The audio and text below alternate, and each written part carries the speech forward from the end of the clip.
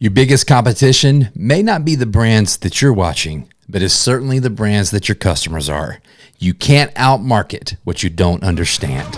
Let's go. I don't know what comes next, but I couldn't care less. I refuse to feel stressed. There's no fear in my chest. Hit a move with my steps. Walk away from the pain I've been through. This feeling I'm feeling is brand new. This is the moment I break through. Welcome to 10-Minute Masterclass, your weekly mic drop for business breakthrough. I'm your host and lead MC, Trey Sheneman, and each week on 10-Minute Masterclass, our goal is to translate timeless business principles into ways to help you solve today's business problems. Now, I've run growth inside of some of the largest brands people know, and whether it was when I was running growth in those brands or taking my own startups to market, growth was always a factor of what I call one of the four core drivers of growth: marketing, sales, operations, and leadership. And so it's our goal on this podcast every time to give you a deep dive into one of those four drivers. Today's episode is in the marketing growth driver. And specifically, it's a continuation from episode 2, if you got a chance to listen to that, where we walked through the compass, which is our strategic way that we help brands grow at our company, Herald. And today, we're going to do a deep dive into the C of the compass method, which is competitive set analysis. Now, when you're thinking about competitive set analysis, it's important that you understand that every business competes, whether they know it or not. Now, you cannot understand your competition if you only choose to think about your direct competitors. Really good competitive set analysis understands the mix between analyzing your direct competition and your indirect competition. So let's jump in. Your direct competition is people who offer similar services to you do to the same audience. An indirect competitor would be someone else who offers a different sort of service or product to the same audience that's trying to solve the same problem or drive the same outcome that you are. They're just doing it in a different way. So let me give you an example. Let's take Nike. Nike's one of my favorite brands. Nike has both direct and indirect competition. Nike's direct competition would be somebody like Adidas. Adidas is selling shoes, they're selling clothing, they're doing very similar things to Nike, even though they both would probably say they're selling the outcome that the shoes and the clothing drive, or the aspired future that those things drive. But they're selling very similar things. An indirect competitor of Nike would be Peloton.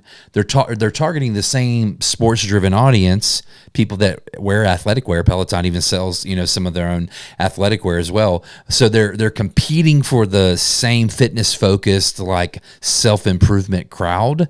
They just might not be viewed as direct competitors in the same manner. So some of the mistakes we see at Herald when clients come to us that businesses are making is they actually have if they've even done a competitive set analysis, they actually have it reined in a little too far. So one of the first exercises that I like people to do is to list out who you believe your 3 to 5 direct competitors are. The way that I say this is, when you lose, who do you know that you lose to? So get that list going, and then make sure that you have 1 or 2 indirect competitors, people that are competing for the attention of your target customer, whether you realize it or not. And if you really want to get to the bottom of this, just ask your customers, who else are they buying products from? That's another great way to really understand the true array of your competitive set to start with. So once you've done that research and you actually know who the competition is that you want to analyze, today's episode is about the steps that you would now take in order to do this competitive set analysis. And I'm going to make it really simple for you.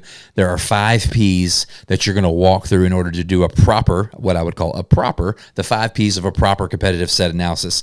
So the first P that you're going to analyze when you've got this competitive set laid out is you're really going to lean into pricing, and not just what do they charge, but more, how are they charging? Are they intentionally trying to be the premium player in the class?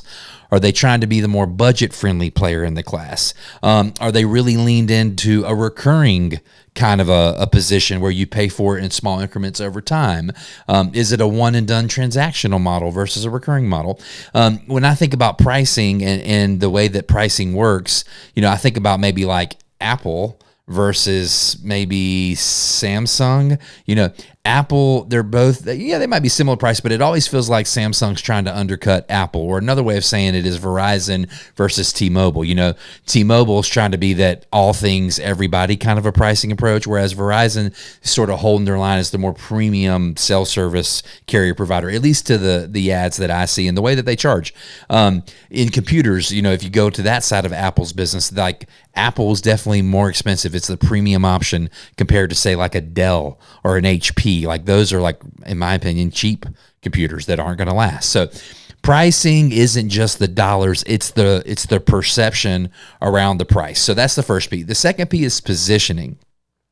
Positioning is anchored to what the brand stands for. Like, what are they known for? Like, what fights are they taking up in the public eye? Have they made any really big promises and delivered on those promises as a brand in the recent history? Are they taking an angle like luxury or affordability or speed or efficiency? Like, what are the things that those brands are saying about themselves? And more importantly, like, what are you saying about yourself? And making sure you understand that. We're Tesla owners in our household. And when I think about Tesla versus, say, Toyota, Tesla is trying to sell a desired future, a lifestyle with their car, and innovation. Toyota is selling dependability, trustworthiness, reliability. Sidebar, last year was the first year that the Camry has been outsold. The Tesla Model Y sold more models than the Camry last year. And so, Tesla must be doing something because, they're stealing the economy market share in an innovative way from Toyota. So the key takeaway here is if you don't define your position, the competition will do it for you. They will single you out. Their differentiation will ring true in the market more than yours will. Are you ready for predictable growth in your business? Then I encourage you to check out the Compass Method. It's the unique framework we use for businesses to help them grow to $10 million and beyond. If you're interested in finding out more, shoot me an email at trey@weareherald.co. So once you've done price and position, then you have to do product. What exactly are they selling? Are they really selling the same thing as you in a different way? Are they not? Are they selling bundles? Are they selling a value ladder where you buy one thing on the front end and they kind of resell you over time, what we would have referred to as like a land and expand strategy? What's their customer support around their product? When I think about some subscriptions that come to mind in this space around kind of comparing some product offerings and really leaning into how they're uniquely different, Amazon and Walmart Plus are both kind of in the shipping business. But I think we can all agree that I think the perception around the product of what Amazon offers is systematically higher in my mind than what Walmart Plus offers. I couldn't even really tell you what Walmart Plus offers. I just went to Walmart last week at the beach for the first time in months. But I can tell you right now, Amazon packages show up on my doorstep every week. Shout out to my wife. And so, But if you've ever gone to cancel either one of those things, which is an exercise that I did, I had to look up the Walmart Plus because we're not subscribers. The number of things you get in the product for an Amazon subscription compared to a Walmart Plus subscription is bananas, not to mention all the free streaming and everything else. So your product doesn't necessarily have to be the best, even though in this scenario, I think Amazon is better than Walmart Plus. It just has to be positioned the best. The perception around it has to be strong. So that brings us to the fourth one, which is perception. What do customers actually think? Your brand is the reputation of your product in your customer's mind. So are there patterns in your praises or complaints? What are they actually saying? Are you the McDonald's of your market where you're the cheap, unhealthy option? Or are you the Five Guys of the market, which is the premium, like tasty, worth the wait? They're both burgers, right? But they're very different perceived experiences in the market. You're ultimately, you need to understand the perception of your brand is your brand, and you got to be willing to control the narrative. The last P is promise. Like, what is the risk reversal that you're doing? Do you offer guarantees? Does your comp set offer guarantees? In the pizza world, recently Domino's was running a campaign, if it's not there in 30 minutes, it's free. I mean, what a promise to be standing on from a competitive set standpoint.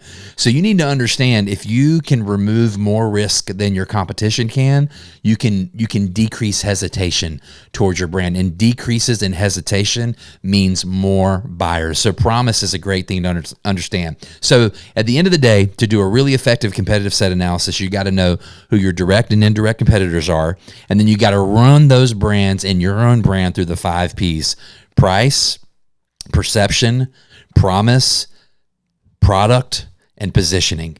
Price, promise, perception, product, and positioning. Doesn't matter the order. You can do them any sort of order. Once you have all of that data, promise me you will drill into that data, and in each one of those categories, you will figure out where you are unique, and that is where you can outmarket the competition. Until next time on 10 Minute Masterclass, we'll see you on the flip side.